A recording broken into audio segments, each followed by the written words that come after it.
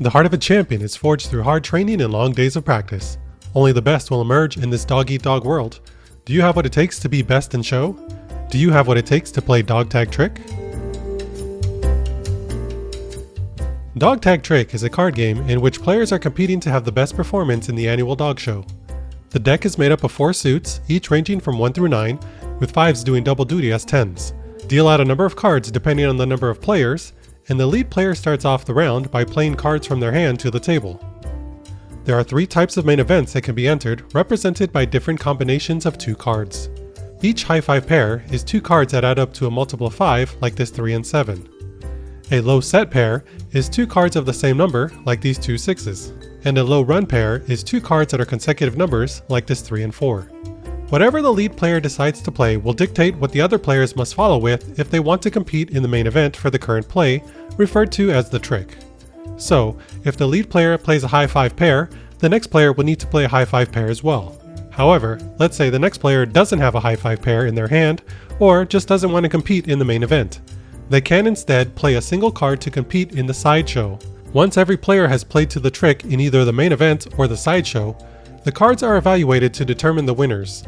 The sideshow is simple. All players who played a single card are evaluated against each other, and the player who played the highest card is the winner and is awarded 1 point. The winner of the main event depends on the type of pair played to the trick. In a high 5 pair, compare the highest number in your set against the other players with the highest card winning. In a low set pair, the player with the lowest pair is the winner. And in a low run pair, compare the lowest card in your set against the other players with the lowest card winning. The winner of the main event will gain 3 points and the runner-up will gain 1. The winner of the main event clears the table and starts the next hand. By giving strength to both high and low cards, Dog Tag Trick alleviates the sting of being dealt low cards seen in more typical card games. Now, low cards can be just as useful as high ones. It just depends on how you use them. With multiple ways to play out the same hand, you're constantly re-evaluating what kinds of pairs you should play. You might have a really strong high 5 pair, but if no one leads with a high 5 pair, you won't even get a chance to play it. So you might consider breaking it up for a weaker pair. If that gives you control, maybe it's worth it. It's this flexibility that I really appreciate. I'm often rearranging my hand as the playfield shifts. I'll take my time for the perfect opportunity to drop a strong pair, only to find myself falling behind in score. How much longer will I wait before I break down and play whatever I can just for the chance to compete? The different combinations of pairs allows me to make that choice. And then there's the element of timing. You may have noticed that some players will be playing more cards than others. The round ends when any player plays their last cards. If all you've been doing is playing single cards to the sideshow, you might find that the round ends before you've even had a chance to play into a main event. Furthermore, the winner of the last round's main event will be awarded 5 points, making it extra important to win.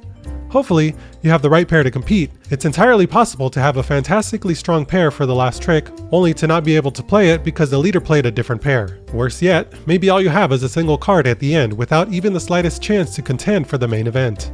Knowing when to gain control is vitally important for that end of round boost.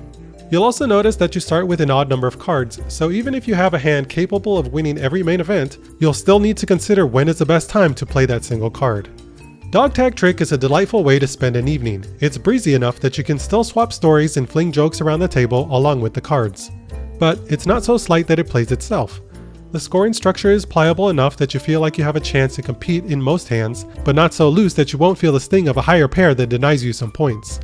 The flexibility might make it more difficult to anticipate what others are capable of playing, but for a game that takes all of 20 minutes to play, that's okay by me. Plus, any excuse to study these adorable pooches is a good one.